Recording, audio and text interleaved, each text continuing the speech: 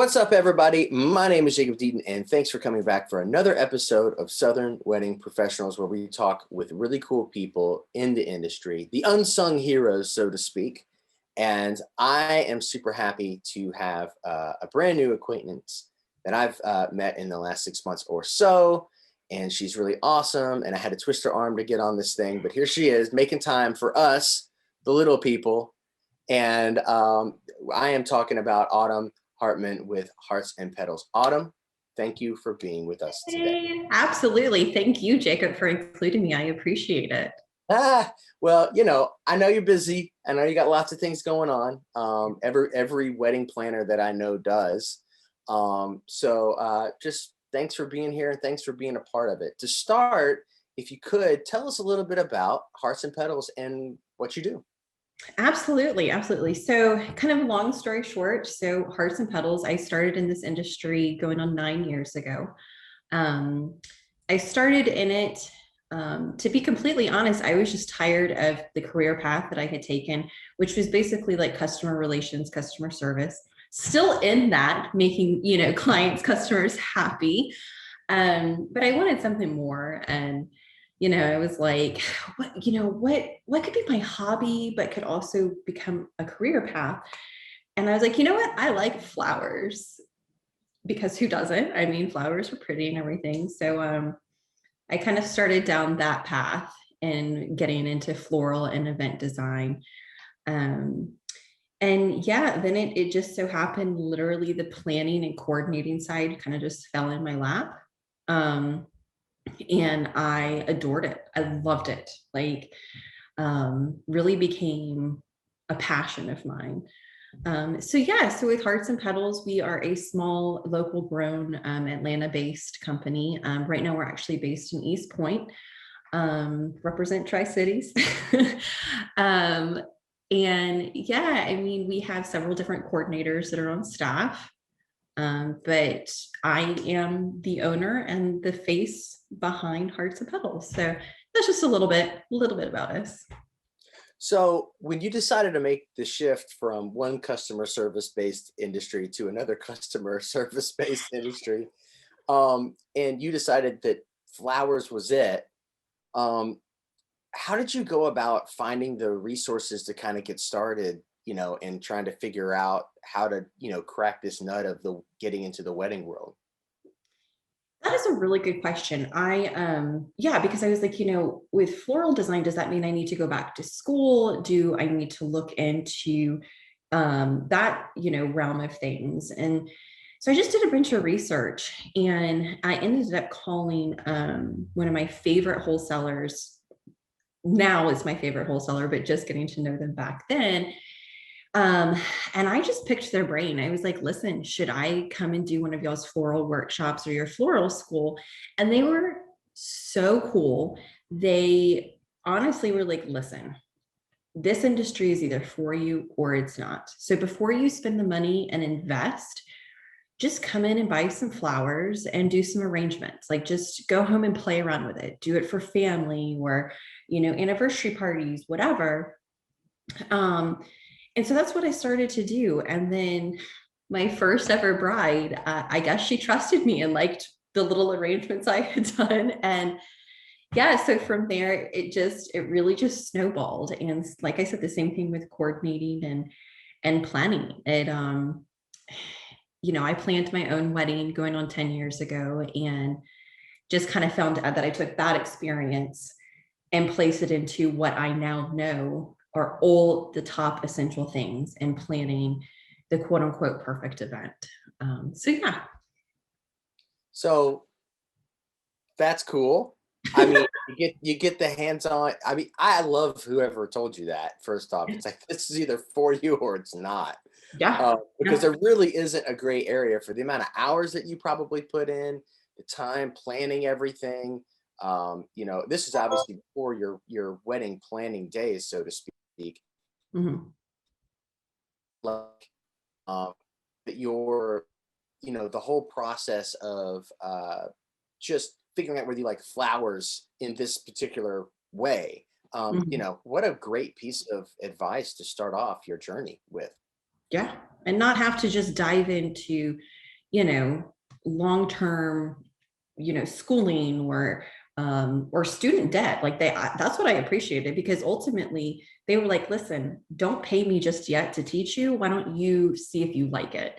Um, yeah. And, you know, I almost did some internships.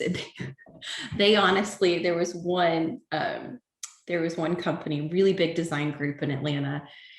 And I met up with them and they were like, listen, you know, we're not trying to talk you out of it or anything, but just know that this is the industry where, while all your friends and family are out having fun and they're wanting you to get together and hang out and this and that, you're going to be working, because weddings is Friday, Saturday, Sunday. Well, now it's literally every day of the week because of micro weddings. Um, but yeah, you know, so it was like people that were really honest with me. And so I try my best to be that way with anybody looking into the industry, is to be 100% honest that it's a lot of fun. I adore it, but it's a lot of work too. There's just a lot of expectations whenever, you know, a client comes to you and they say, I'm going to hand you thousands of dollars of my money and I want perfection. It's a lot to deal with, you know, even in my industry, it's a lot, you know, like in any industry, it's a lot. I mean, so you get the first client, right? You get the first one ever, and you know, did you get through it pretty much unscathed, or you know, did you have? I mean, tell us about the first one, and then how it sort of evolved from there. Oh goodness, now it's been like, thinking about the timing, there's two clients I'm thinking of, and I think that they were like 1 month apart, and they were my first two clients. Um, so I was starting to get into flowers, but a friend of mine, she decided to use, long story short, but another friend to do her flowers, totally fine. And I said, okay, it's like, love it. But when you start looking, are you going to get a coordinator? And she was like, yeah, I definitely need to. I just don't even know where to start. And so I just gave her like bullet points, because I had been married at that point, maybe 2 years. And I was like giving her all these pointers. And I finally just said, you know what? You have 100 people at your wedding. It's not that, you know, it's not that big. I know the venue. I'll just do the coordinating. Unscathed on that one. Not just because she was a friend of mine, but I literally, it was a ton of fun. It went off without any problems. I think the other client though, I did the flowers and coordinated for her. And yeah, I mean, I learned a lot, especially since it was like tornado sirens going off during the wedding. I was like, well, they threw me to the wolves, but yeah, no major issues. And I actually, that was the one wedding that I really got super close with one of my favorite caterers, because, you know, of course there was no wedding or no event happens without there's needing to be some sort of problem solving. Um, and so, yeah, so I think those two, like early days, I look back at them and yeah, I learned a lot. I learned a lot, but it was good. It was good. Hence, I guess why I'm still here. Yeah, and you're still here and you're still doing it. Yeah.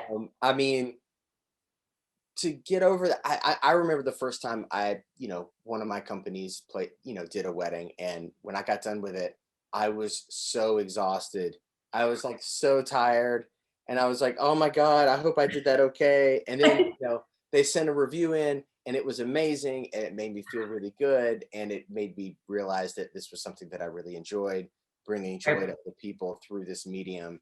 And you know, it is one of those things. It's just you love it or you don't, and it's really cool that you got the people along the way to sort of, you know, give you that that guidance. But um, so tell me a little bit about how you kind of got into the floral stuff, and then you got into the planning stuff.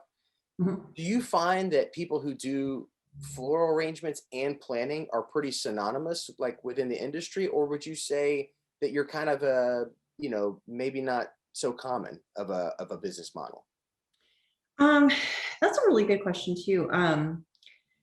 I see it maybe becoming a little bit more common, and maybe that's just because now I'm looking for it. Now I'm looking at oh, who's like us, and and trying to connect with them now. So more than ever, because as an event industry group, we've got to stick together.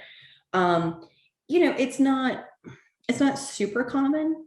I kind of look at it still as a small little niche, because while I do some weddings that are just the event design, and then that means that planners are referring me or vice versa, I think that that's kind of cool, because there have been times where, I'm planning a wedding, but the client's vision, what they're looking for, what they're wanting, I know that I'm not the best fit for them. So I will refer out. And I always tell my clients that I'm like, of course I want your business. And of course I know I can nail it. It's going to be amazing. Ultimately, it's their day. Um, so yeah, so it's kind of that a la carte thing. You can pick and choose which one do you want to use us for. So let's actually talk about that, because that's perfect segue. Walk us through some of the packages and stuff that you offer, because you're so unique. I would Mhm. imagine that you have just like floor only, or maybe just planning only, or maybe a combination of both. I'll let you take it away. Yeah. So basically, I try to keep things very, very simple. One, because I know that when I start to get all this information and all these options, I feel overwhelmed, and I feel like, am I going to make the right choice? Am I going to do this? Am I going to do that? So when it comes to kind of like more of the logistics, the coordinating, the planning side of things, we have 3 different packages with that. I first started out doing really only just like day of, month of, because for the people that don't know, day of and month of, especially in my business, they're the same thing. Because essentially it's the client wanting to plan it all, and then we come in and execute with the final walkthrough, the final details of what the vendors need, the floor plans, the timelines, all of that.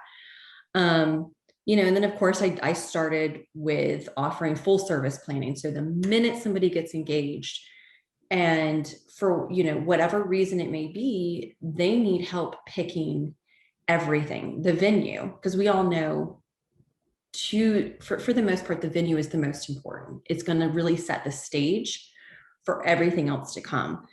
So yeah, so then we come in and we start doing site visits based on their budget, based on their vision, their tastes, their likes, all of that. And then, probably 3 or 4 years into the business, I started to see the need for ones that were kind of in between. They were like, well, I've already booked my venue. That's how I heard about you, because the venue referred you, but I just don't have the bandwidth to do everything else. So that's kind of where our second tier, or what I call our partial planning package, is. It's for the couples that know, hey, I picked the coolest industrial space, or, oh, I picked this outdoor garden, but now what do I do? So those are the 3 packages. Our floral and design, that gets to be a little bit more detailed and time consuming, because that can cover anything from us doing the tents, the lights, the linens, the tables, the chairs, to simply just centerpieces and bouquets for the bridal party. So those packages range kind of all over the place. But yeah, and then we just kind of mix in both. If somebody's like, hey, yeah, I love your design, I love your eye on things, let's use you. So yeah. Right. And so you learned how to do all of this, kind of bridging the previous topic here to where we are now. Like, you learned how to do all this floral stuff from a lot of hands-on, like Mhm. just training yourself, family members, etc. Then maybe you got involved with these people and they kind of showed you a few things, and then you decided that was it. Then you went in and got all the thing and had some sort of a mentor in that world, telling you about flowers. Did you experience the same thing when you decided to execute the planning side of your business? Or was it like, did you like, was there some people that maybe you leaned on to sort of show you the ropes, or did you jump into the planning side just from like a sheer academic standpoint? Like how did you evolve that side of your business? Just the same thing with the flowers, hands-on. Yeah. Experience, because no two weddings, no two events are the same. So, there are definitely other wedding planners that I look up to that I'm like, you guys are amazing. Like the work that they do is solid. Hence why I will work with some of these wedding planners any day to be the designer, because I know there's going to be no issues as a vendor coming on. But yeah, the planning, the coordinating evolved. It came down to, the obvious. Sorry, my earbuds. I was like, what is in my hair? um, so what was I saying? Yeah, so the planning, like I said, it evolved, and it came into, I knew exactly what I wanted from my wedding. And also just having girlfriends that got married, I knew exactly what a coordinator and planner is supposed to do, but I just kind of rolled with it. And, each step of the way, every client's different. And so there's going to be some clients that, hey, I don't know if this falls under the planning package, but can you do X, Y, and Z? And I'm also the type of person, because I love what I do, and I really am super fortunate that 9 times out of 10, I get the best human beings as my clients. So literally I'm like, technically it's probably not in the planning package, but of course I'll do it. Like, it's not a big deal. So yeah, I hope that answers the question. That earbud No, it thing totally really does. It totally does. I really believe that that people, whether you're observing or actually going up to somebody and asking for somebody for guidance, there's a lot to learn from people that have, that you, like you said, you have on this pedestal that you're like, man, they do amazing work and I want to work with them. And when they call, I know there's no issues. Like, you learn things from those people, even if they don't say anything or you don't even ask the question. So, I always find it interesting where people find their sort of inspiration from for the things that they get into, Mhm. which is why I asked the question. But speaking of questions, I have another one. Okay. Go figure. I hope How you about do. I that? don't have We're in any a podcast, people. We're having a good time. There is absolutely no alcohol involved. The I was curious. You know, when we're talking about clients and how they come in, um, what sort of like marketing and advertising things did you do in the beginning to establish your brand for the years that you've been doing it, so that you have all these people that refer you? What did you do in the very beginning that was instrumental to your success to date? So another really good question. You're making me think over here. I appreciate it. Um, to be completely honest, the early days, and even to this day, it's still word of mouth. And I hate to say that, because that's so generic. It's so, that's not really a secret, Autumn. The number one thing, and I think when I really got in, and started to get a lot more business in, was through venues.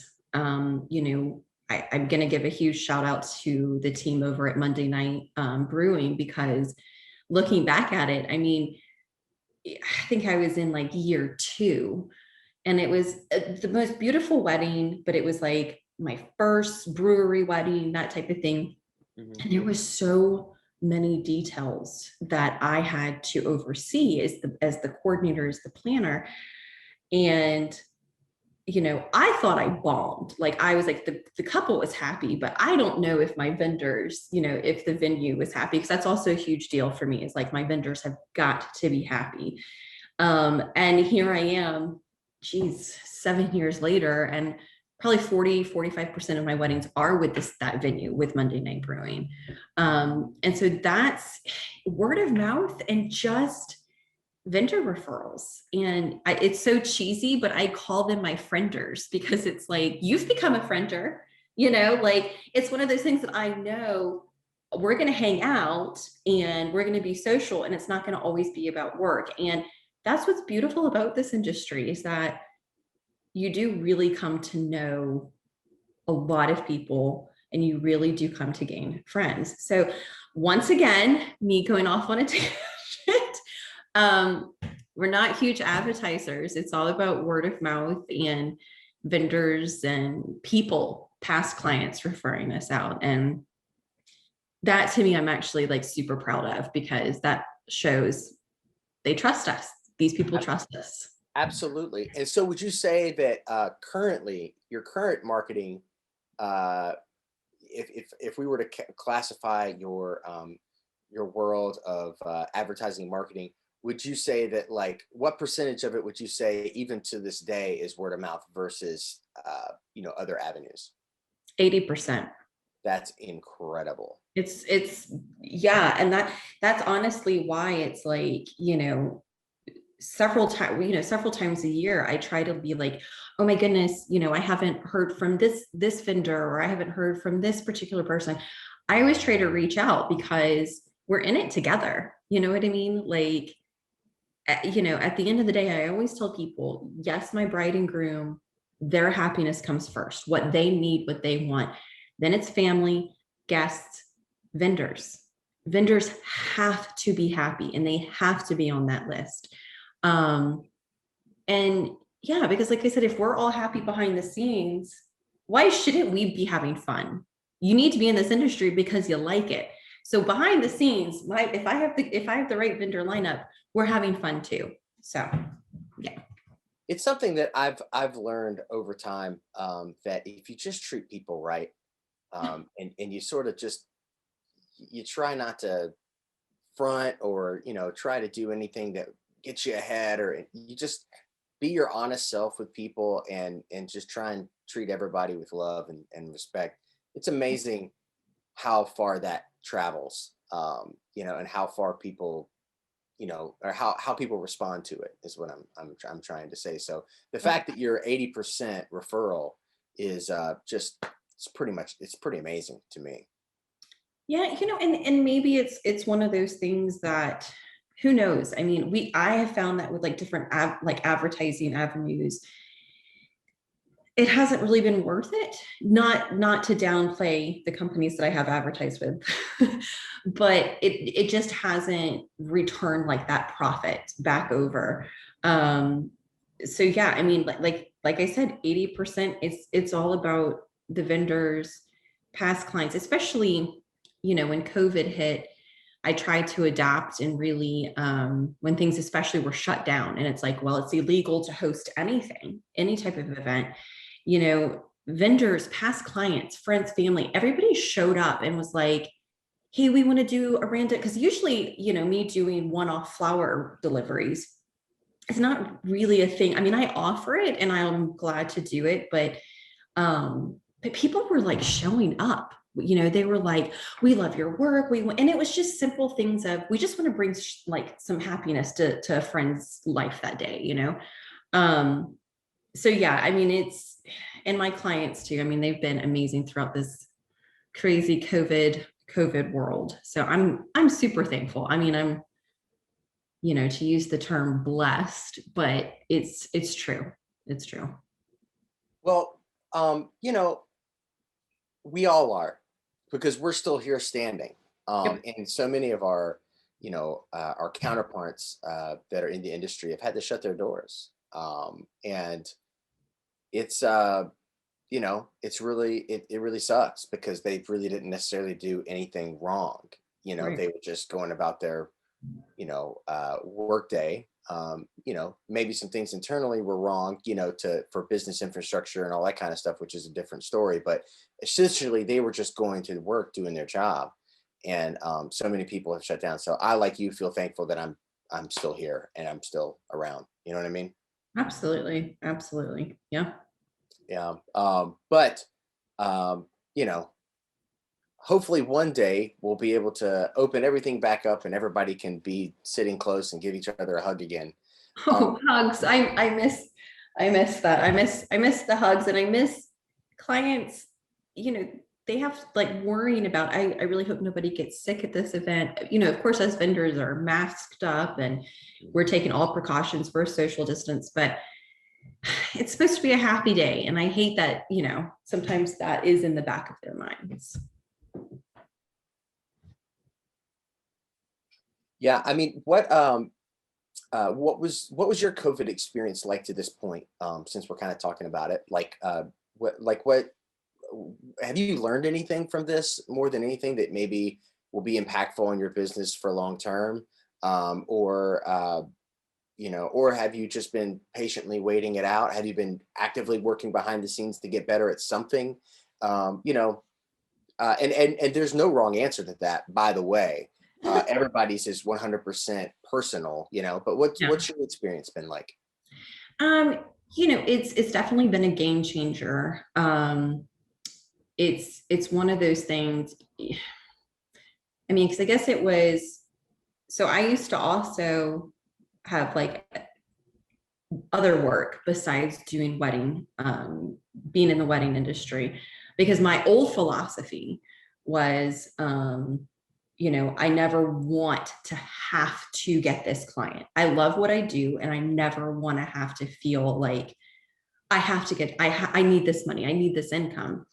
So I was like, you know what, I'm fine keeping this as just like a side business. But then it got big enough, and I decided in early 2019 or 2018, to just go full-fledged ahead. Like, you know what? Nope, I'm going to focus on Hearts and Petals. This is it.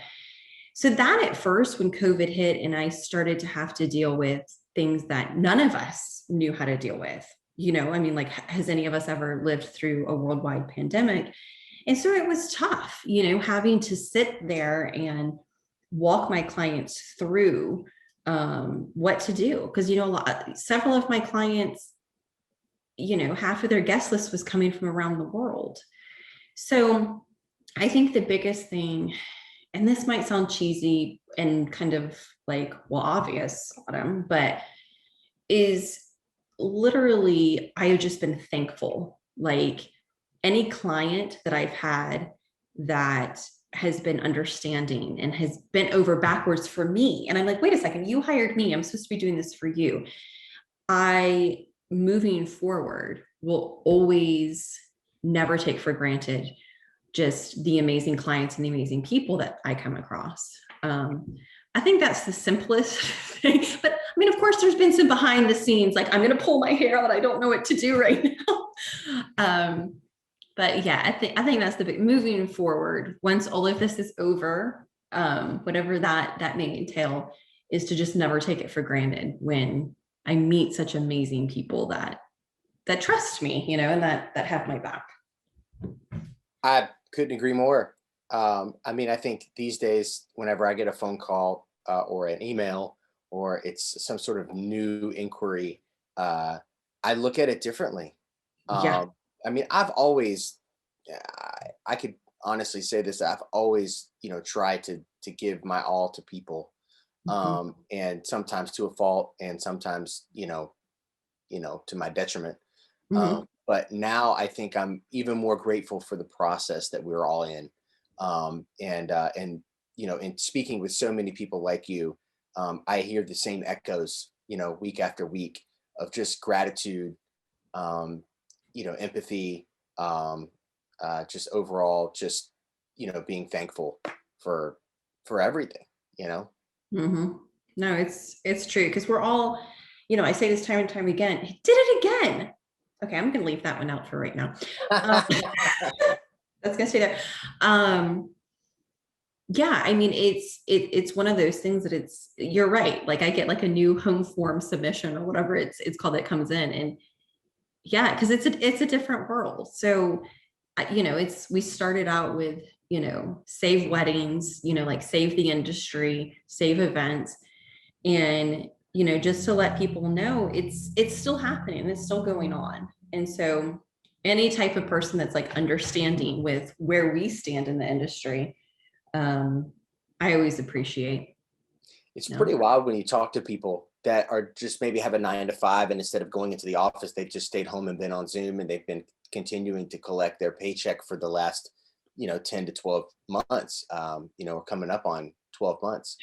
And, you know, and you talk to those people and you say, "Hey, how you doing?" It's like, man, man, it's just been on the computer all day. Those Zoom calls, man, they're rough. How about you? I'm just trying to survive. You know, Thank you. and so, there is a real intangible, I can honestly say just from my own experiences, there is a real disconnect from what the general public is experiencing with this virus and what the actual arts and wedding industry is sort of, creatives Yeah. that are not, or that are involved in the wedding industry specifically because of this podcast and what we're all about here, that are what we're experiencing. So it's pretty wild.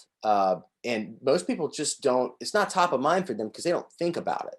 Right. They only think about us when they want to get married or something. But for Yeah. us, it's definitely been an interesting transition. But that's enough doom Who and gloom. cares? This is a fun This podcast. is I a think I fun actually mentioned podcast here, people. that We're COVID having grew fun. first. If you have to say No, you're having fun out loud, does that mean you're really having fun, or does that I feel mean? like I'm just on a Zoom call with one of my friends. So I'm having Well, fun. you are. If Um, somebody's not having fun listening to this podcast, then that's on them. No, I'm just that's on them. kidding. That's right. That's right. It's about you, baby. You, Yeah. baby, Harts and Petals. So, so most of your work that you've done, was it safe to say that it's been here in Atlanta, or tell us, do you travel? Have you traveled places, other places for weddings? Would you travel, etc.? Yeah, that's actually a really good question. I mean, yes. So like most weddings that we've done and events have been here in the Atlanta metro area. We've traveled within the Southeast. We're always happy to travel. It's one of those things that, I actually have worked with other planners and designers, that did need help. And it's like, oh hey, well, I know that you do this and it turns out I'm double booked or what have you, can you travel here? So yeah, we are definitely up for traveling. I feel like traveling, that's a huge part of who I am. I love, love, love, love to travel. So hey, you put that and a wedding into it, it's like that's a perfect world, I feel like, for Hearts and Petals. Traveling is beautiful. As a musician of 17 years, whenever I get on the road going somewhere to play music, there's like a certain exhale, and I feel good. You know what I mean? It's just it could be literally 20 miles down the road or 20 miles outside of town or something. It just feels good. Yeah. So I love I also love to travel and do what we do. But like, is there any just put it out there into the world. Is there any places that you want to travel and do a wedding? So tell us now, so that way we can manifest it into the To the universe. atmosphere. Exactly. Universe, please make this happen. Where do you want to go? Wait, did you say one place? Because I have two. Can Well, I say give me two? 3 or 4. Oh, I love it. I mean, I would definitely do a wedding in Spain. Spain is kind of a home away from home. I miss it, so we can't go. But yeah, a wedding there would be just ideal. We love the culture. So to be able to mix all of those things together would be amazing. And then of course, I'm going to have to pick the Netherlands because some of the most beautiful flowers come from there. So I feel like I have all of this at my fingertips and we don't have to get it flown in. So yeah, I think those two. As the conversation goes on, I'm probably gonna be like, oh, I have like 10 more, but we'll stick to Spain and Netherlands. For a bride and a groom, I think this would be a really cool question to ask. Like, for a bride and a groom, and it was on my list to ask today, so I'm going to ask it. For a bride and groom, when they hire a florist to come and design their wedding, um, tell us like the backstory of how a florist gets all the way to the day of a wedding, like from the purchasing. Where do you purchase it from? Where are these flowers coming from? Is there like a secret field in the middle of Georgia that grows nothing but red roses? I mean, like, where are these things coming from? And then how do you estimate, how do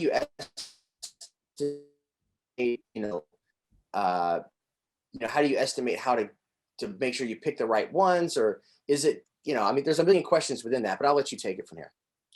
Yeah, it's a long process. My first, I was going to ask you a question, be like, are you sure you want to know this process? But You can just give me broad strokes. You don't have to be super detailed, but it would be nice. I could be here all day. No. Well, I mean, obviously, the first thing that I have to ask the client is, what is your color palette? What is the vibe? And what is the venue? So it's gonna be those three things. And then we just kind of roll it out from there. A color palette, also the time of year.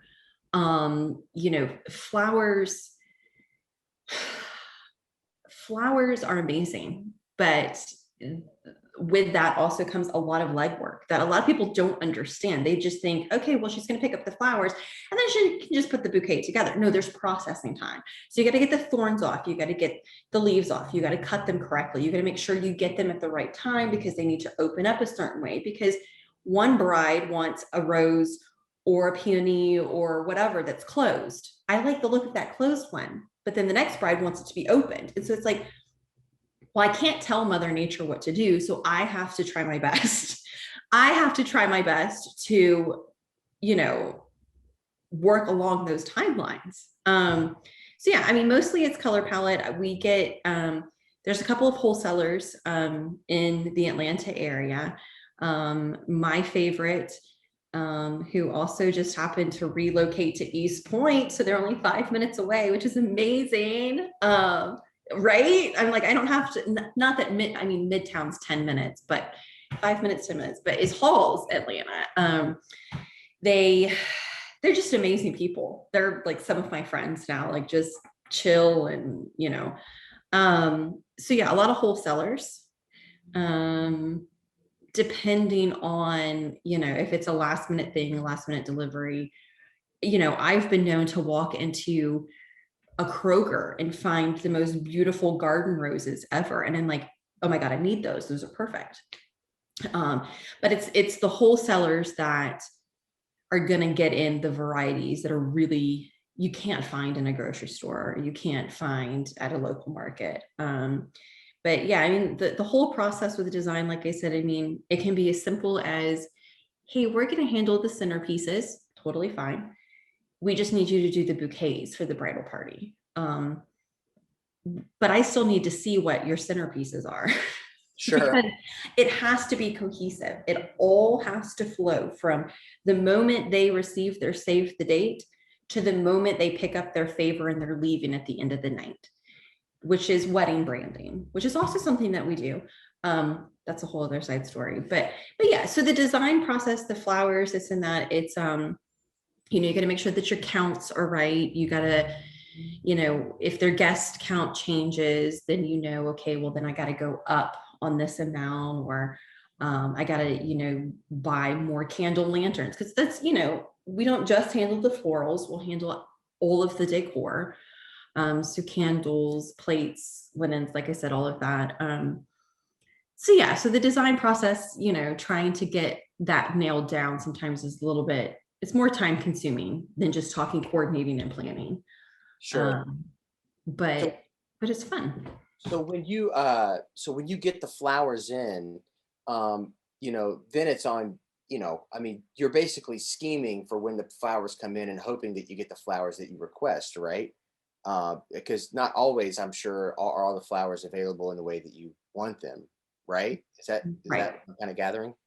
Yeah. So, generally I kind of know the most well-known type of florals that are going to be used in, centerpieces and bouquets, and generally kind of know when they're in season. There have been times, so, there's another wholesaler I work with, Cut Flower, and they have different suppliers. So there have been, a couple different times where, like the wholesaler here in East Point, their suppliers just couldn't get it. It's not going to happen. But I generally, yeah, it can be super stressful, but I generally will know, a week in advance if it's just not going to get shipped in. If it's something super, like, I think the most I guess, specialty item was being shipped from Fiji. And that one I was nervous about because it was a very, very specific color. And that was a little nerve wracking. So I did lose some sleep, just hoping and praying that FedEx came through. But then, as a designer too, I'm always very, very transparent with my clients. And I'm like, listen, I don't control Mother Nature, but just know that your color, your vibe, your feel is, it's honored. Like, that's what I'm going to go through with. But, if this flower doesn't come in, it's going to be replaced with a very similar flower. So you get the same feel. Right. Yeah. Now that I'm talking about it, I'm like starting to sweat a little bit. I'm getting a little stressed. I'm like, I don't like this talk. Usually I try not to think about it. And I'm like, I just yell at my friends at the wholesaler. I'm like, what do you mean it didn't come in? No. So there's the suppliers are separate businesses from the wholesalers, right? Or are the wholesalers actually in the supply business as well? No. So, I mean, I know that there are some Kind of both. sellers, yeah, that are both. So, like out on the West Coast, there's some beautiful rose farms that have probably 150, 200 different varieties that with different colors and different shapes and textures, and they will wholesale. So they are a supplier, but they will ship direct to me. But the wholesalers that I turn to the most are ones that are looking to the West Coast, to South America, to Netherlands, to Fiji, to all these different things, these places, to bring those in. I've had to deal during hurricane season where, I was getting garlands in and they were underwater. So I had to just sweat it and, build my own. You can always build your own, or like I said, I'm sweating now thinking about it. It's a lot. I mean, to think about what you have to pull off. I mean, you hire I think everybody in the podcast knows now that I'm in the entertainment business. So like you hire a band, band shows up. It's that simple. Like, unless somebody gets sick, band is basically showing up. Right. You hire a florist to bring in flowers. It's like literally you're just throwing balls in the air and hoping they all come down. You know what I mean? Like you're making the best guess that you possibly can with the people that have you've relied on and have come through for you the most. And there's still that era of like, could happen, could not happen, but we know how to evolve and move last minute if we need to. Yeah. Pretty crazy, pretty unique too.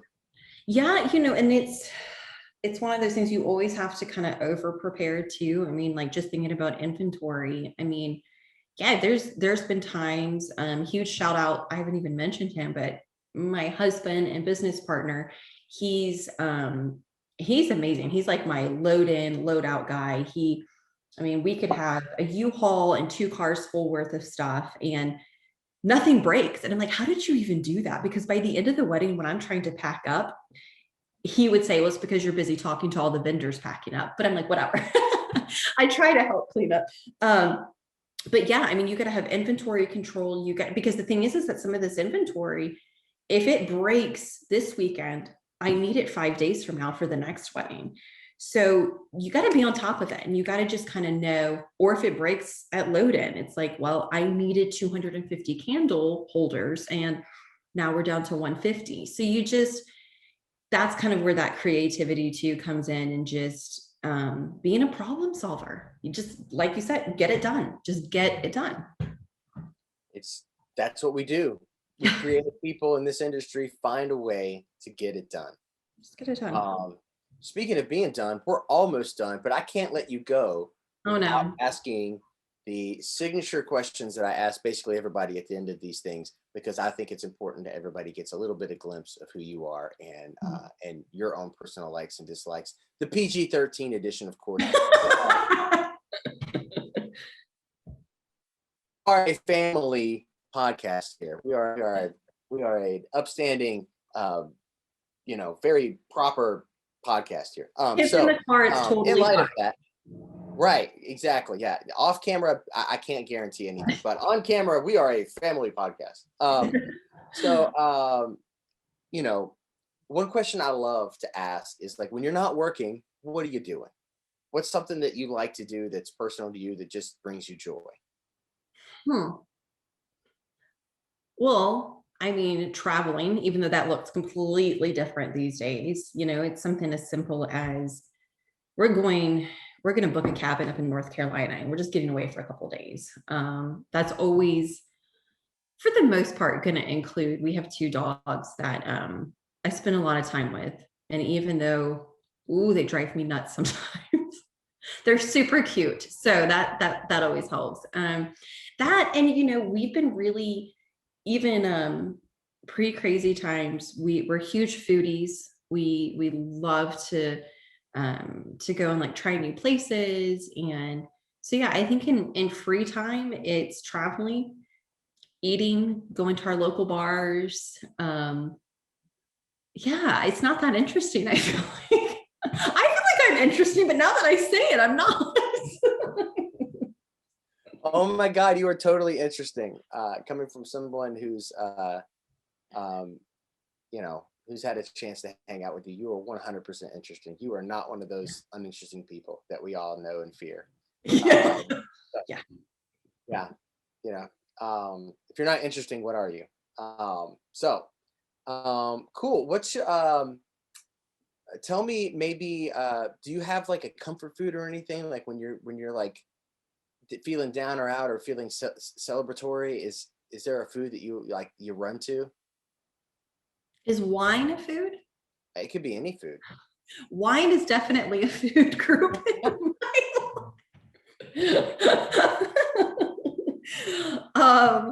Yes, wine. And I think just pasta. Like now that I'm thinking about it, I'm like, I think we're gonna have pasta tonight now that we're talking about comfort food. Yeah, just a nice like big bowl of some pesto pasta. And I do like my veggies, so some roasted veggies, but wine is kind of at the top of that food.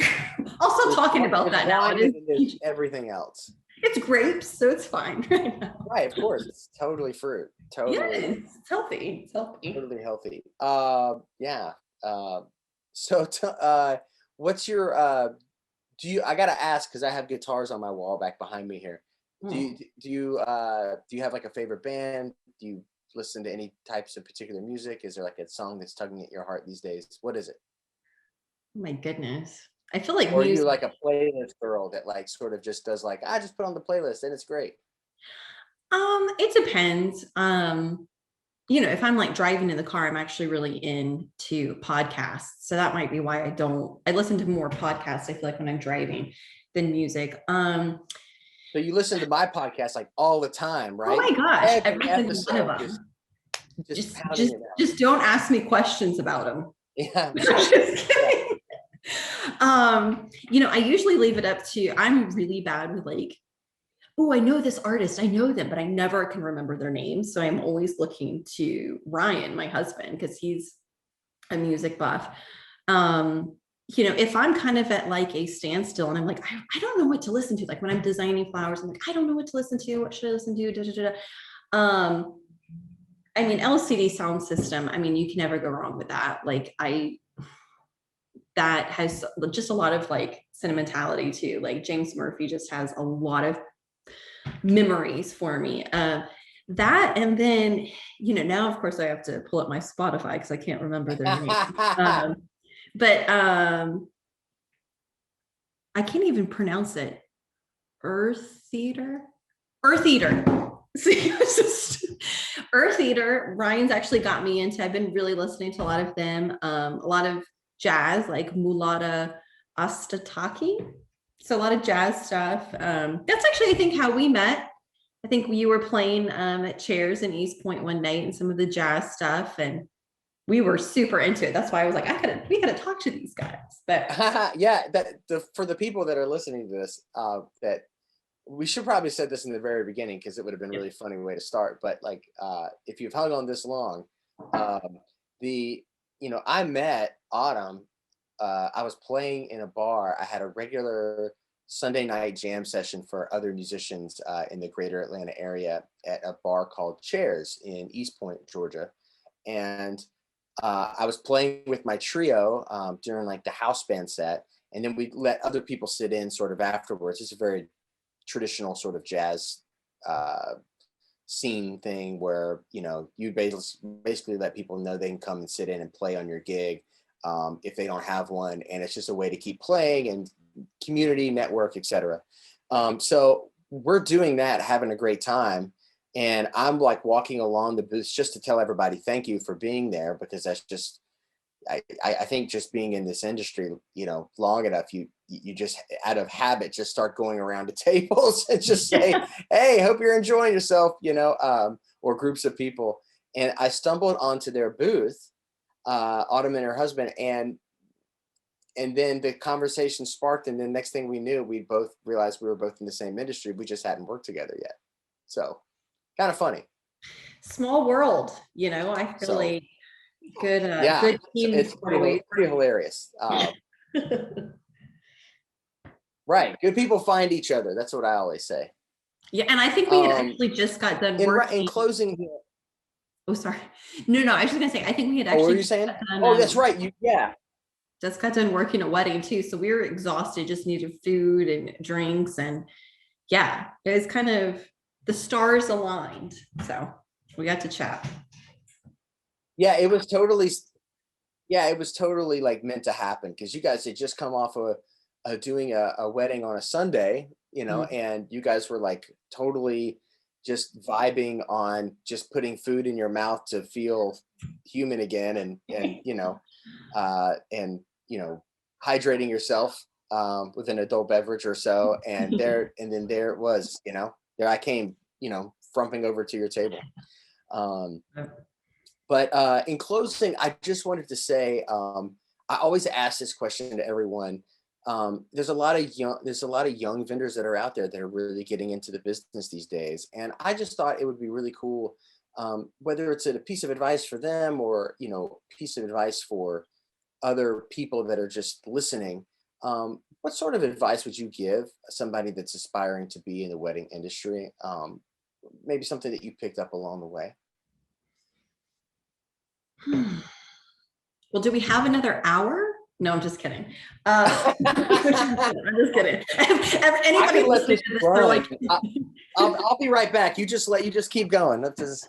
yeah. Anybody listening, they're like, oh my gosh, is she done talking yet? No. I think the biggest piece of advice is, it's something that you kind of touched on a little bit earlier, and I appreciated it because I'm very much the same way. So this industry is about people. It's about your clients. It is a once in a lifetime, talking about weddings, once in a lifetime day for them, hopefully. It's about them. So while you are trying to do everything that you can to make them happy, just keep in mind and keep reminding yourself that nothing is perfect in this world and in this life. And try to just continue to have a backbone, because a lot of times when you are constantly like pleasing other people and you want the clients to be happy, and the balance gets out of sway and you forget about your business. So be balanced, just really be balanced in it, and put the client first, but also stick to your guns when it's needed. I think that's my biggest piece of advice, because it can be, wedding industry, wedding planning.